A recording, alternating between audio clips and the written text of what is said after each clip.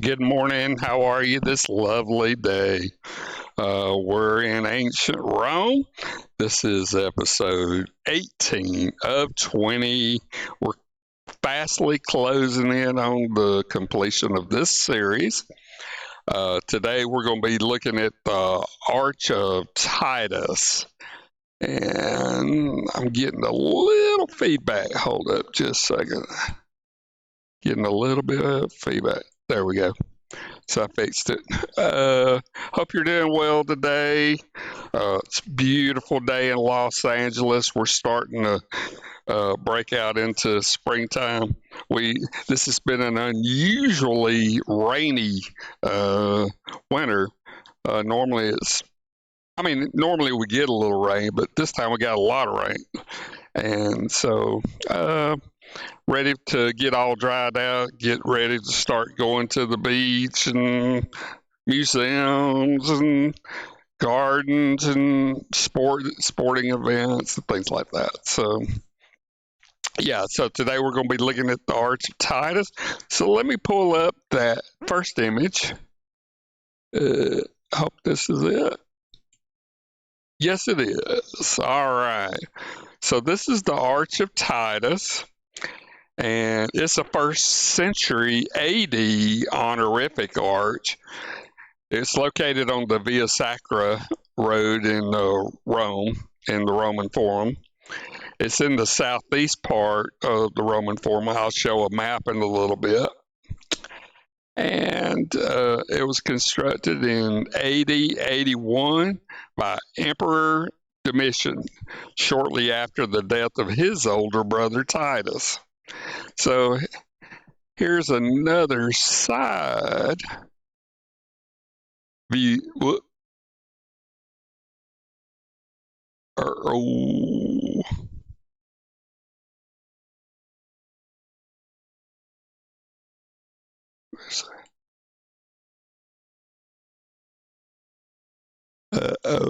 One moment. Let me pull it up. Sorry about that. Technical difficulties. Let's see.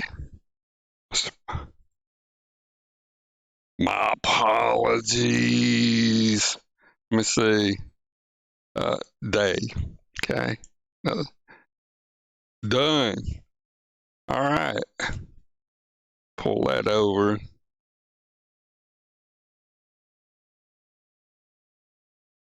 Big, isn't it?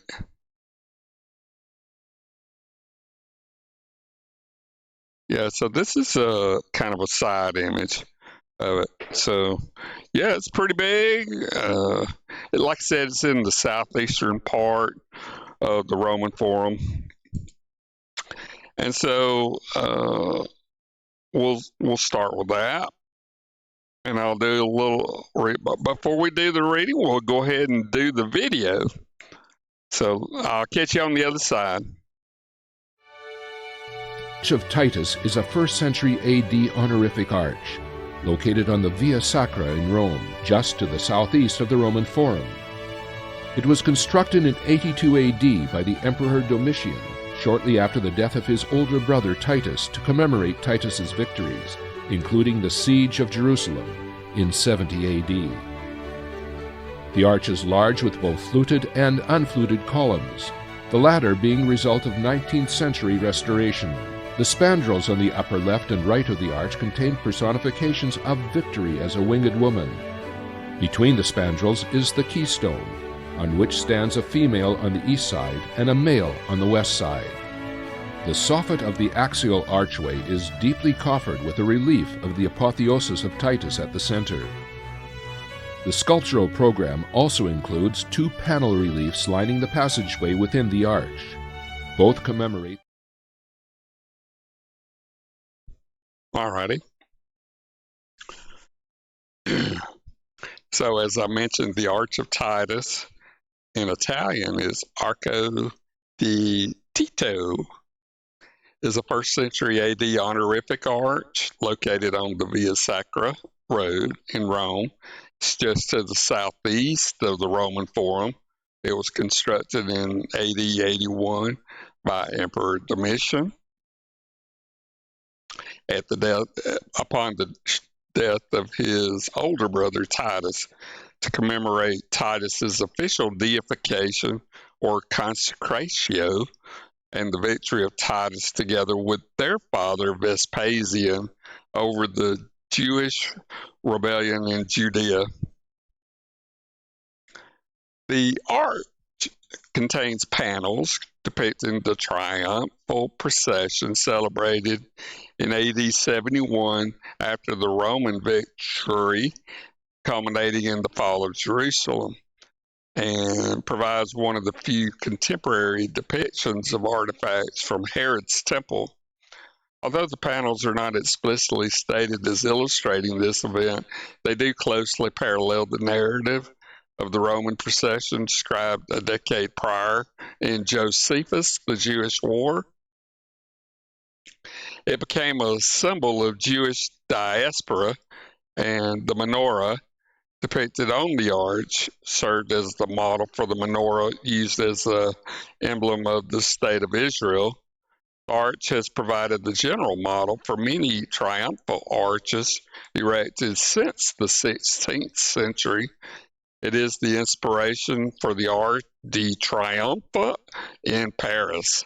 It holds an important place in the art history, being the focus of Franz Wyckoff's appreciation of Roman art, in contrast to the then prevailing rule.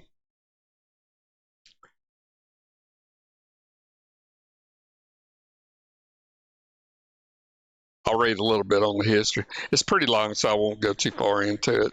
So, based on the style of sculptural details, Emperor Domitian's favored architect was Rabirius, sometimes credited with the Colosseum. He may have executed the art without contemporary documentation. However, attributions of Roman buildings on the basis of style are considered a bit shaky. The brother and successor of Titus built the arch despite being described as hateful towards Titus by Cassius Dio. The medieval Latin travel guide Mirabilia Urbis Romae noted the monument writing the Arch of the Seven Lamps of Titus and Vespasian, where Moses' candlestick is having 7 branches with the Ark of the Covenant, at the foot of the Cartulary Tower. During the Middle Ages, the Frangipani family added a second story to the vault, converting it into a fortified tower, and the beam holes from the construction remained in the panels. Pope Paul IV, papacy, in 1555 to 1559, he made it a place of yearly oath of submission. All right, that's enough on the history. Let's do a little on the description. The arch is very large with both fluted and unfluted columns, the latter being the result of 19th century restoration. The size of the arch of Titus measures 15.4 meters in height, or 50 feet, 13.5 meters in width, or 44 feet, 4.75 meters in depth, or 15.5 feet. The inner archway is 8.3 meters in height, or 27 feet, and 5.36 meters, or 17.5 feet in width. So it's a very large arch.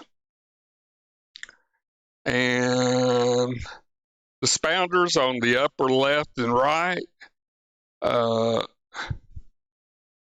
contain personifications of the victory as winged women. Between the spandrels is the keystone, on which there stands a female on the east side and a male on the west side. The soffit of the axial archway is deeply coppered with a relief of Apotheosis of Titus at the center. Now I got a picture of that, so let me turn this off.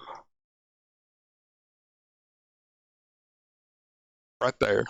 in the center. Uh, that's the relief, and it's a deep relief of Apiotheus of Titus at the center in the arch area. In the south, the inner panel on the left side there, I believe, is another relief.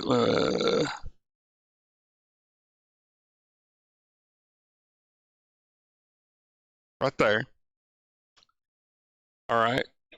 It depicts the spoils taken from the temple in Jerusalem, the menorah and stuff, so the candlestick. The golden candelabrum or menorah is the main focus and is carved in deep relief. Other sacred objects being carried in the triumph procession are the gold trumpets, the fire pans for removing the ashes from the altar, and the table of showbread. These spoils were likely originally colored in gold with the background in blue. In 2012, the Arch of Titus digital restoration project discovered remains of yellow ochre paint on the menorah relief. The north inner panel, and I have a picture of it. One moment. In the north panel right there, it depicts the Titus, Emperor Titus, as the triumphator or triumphator, meaning he was triumphant over Jerusalem. It was attended by various genii and lictors who carried the fasces. A helmeted Amazonian, a velour leads the quadriga, or four-horse chariot, which carries Emperor Titus. Winged victory crowns him with laurel wreath. The juxtaposition is significant in that it is one of the first examples of divinities and humans being present in one scene together. This contrasts with the panel of Areopagus or Pacis, where humans and divinities are separated. The sculpture of the outer faces, sculpture of that, I think on the left side of there. Oh, Flitter, I lost my place. Okay, the sculpture of the outer faces of the two great piers was lost when the Arch of Titus was incorporated in medieval defense walls. The attic of the arch was originally crowned by more statuary, perhaps a gilded chariot. The main inscription used to be ornamented by letters made perhaps silver and gold or other metal. Yeah. The original inscription attached on this is the writing at the top. Let me go back to the original. Right there at the very top. It says Senatus Populicus Romus Divito Tito Divia Vespania Philippia Vespanio Augusto, which means the Senate and the Roman people dedicate this to the deified Titus Vespasian Augustus, son of the deified Vespasian. All right. Let's get on the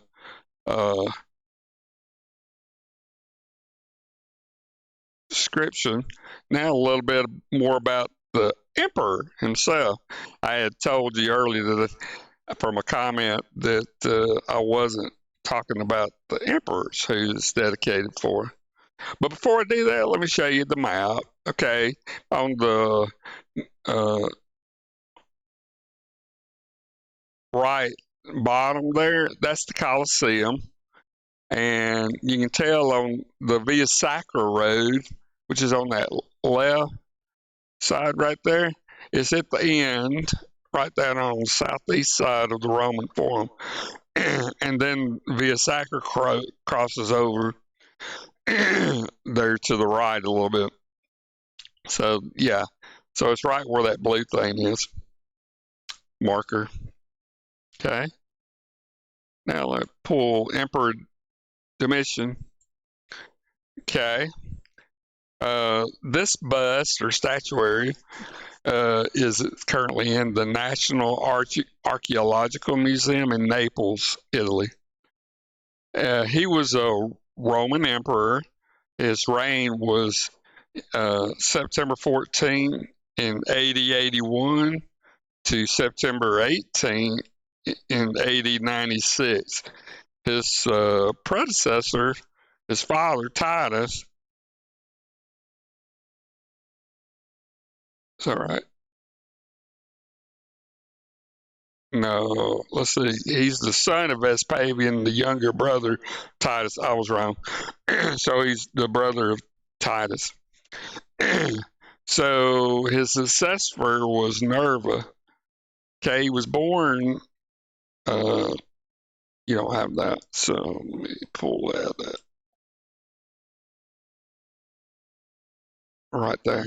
He was born 24 October AD 51 in Rome, Italy, Roman Empire, and he died September 18, AD 96. So he was aged 44, pretty young, but I think they only live between 20 and 50 years old for the most part, lifespan. So he's kind of in the middle age there, I guess. His burial is in Rome. His spouse was Domitia Longina. They married in AD 70. His issue or children were Flavius Caesar, Flavia, Vespasian Minor, possibly an adoption, and another Domitian Minor, possibly adopted. His other names are Titus, or his birth name was Titus Flavius Domitianus, Domitianus, yeah, and also Caesar Domitianus, 69 to 81 AD. And his, I guess, political name is Imperator Caesar Domitianus Augustus. Emperor Domitian. His dynasty is part of the Flavian dynasty. His father was Vespasian. His mother was Domitia.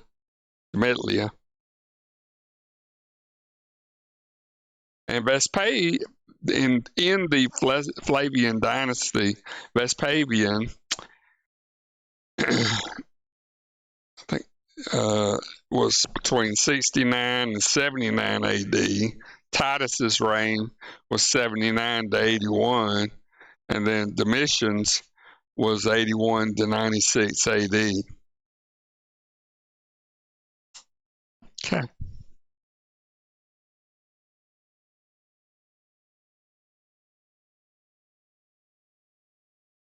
All right, I'll read a little bit more about Domitian.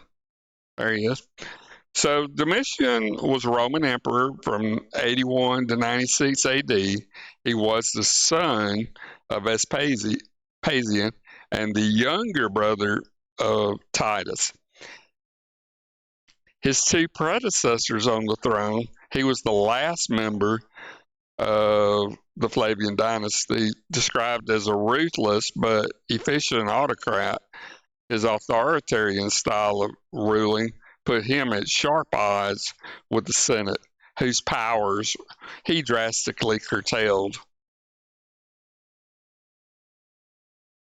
Coffee from Starbucks. It's good. I also had some banana bread earlier, which I highly recommend. Domitian had a minor and a largely ceremonial role during the reigns of his father and brother. After the death of his brother, Domitian was declared emperor by the Praetorian Guard. His 15-year reign was the longest since that of Tiberius. As emperor, Domitian strengthened the economy by revaluing the Roman coinage, expanded the border defenses of the empire, and initiated a massive building program to restore the damaged city of Rome. Significant wars were fought in Britain, where his general Agricola attempted to conquer Caledonia or Scotland, and in Dacia, where Domitian was unable to procure a decisive victory against the king of Decebalus. Domitian's government had exhibited strong authoritarian characteristics. Religious, military, and cultural propaganda fostered a cult of personality, and by nominating himself perpetual censor, he sought to control public and private morals. As a consequence, Domitian was popular with the people and the army, but considered a tyrant by members of the Roman Senate. Domitian's reign came to an end in 96 AD when he was assassinated by court officials. He was succeeded by the same day by his advisor Nerva. After his death, Domitian's memory was condemned to oblivion by the Senate, while senatorial and equestrian authors such as Tacitus and Pliny the Younger and Suetonius propagated the view of Domitian as a cruel and paranoid tyrant. Modern revisionists instead have characterized Domitian as a ruthless but very efficient autocrat whose cultural and economic and political programs provided the foundation of the peaceful 2nd century, actually.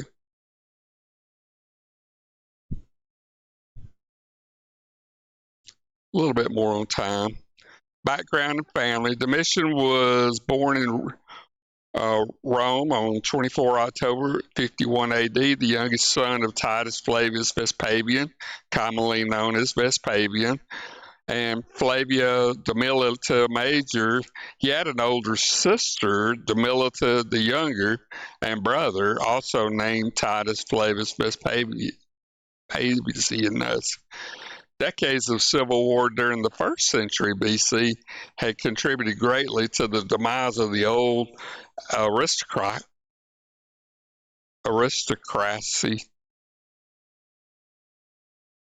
of Rome, which new Italian nobility graduated, replaced in prominence during the early part of the 1st century. One such family was the Flavians or Flavians. They rose from relative obscurity to prominence in just 4 generations, having acquired wealth and status under the emperors of Julio-Claudian dynasty. Okay, that's enough of that.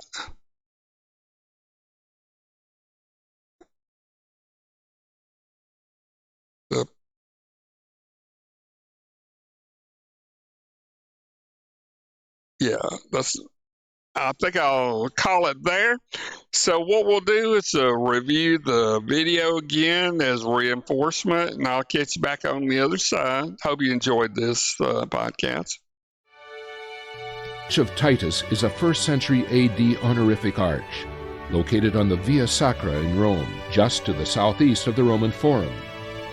It was constructed in 82 AD by the Emperor Domitian, shortly after the death of his older brother Titus, to commemorate Titus's victories, including the siege of Jerusalem in 70 AD.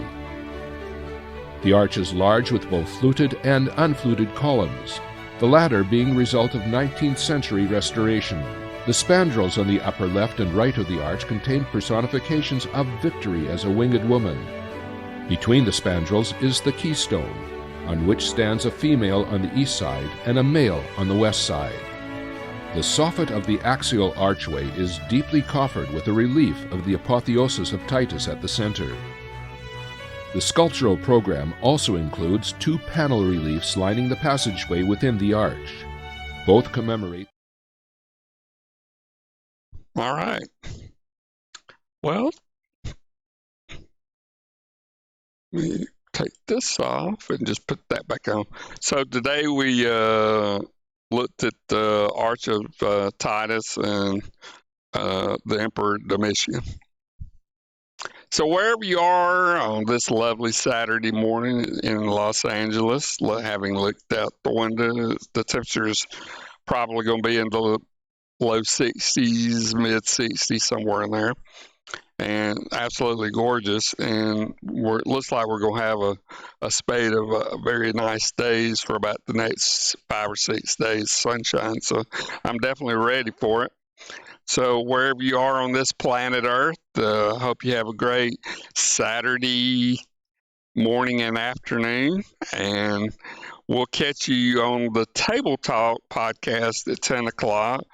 Not sure at this moment what the topic is. It hasn't really availed itself to me yet.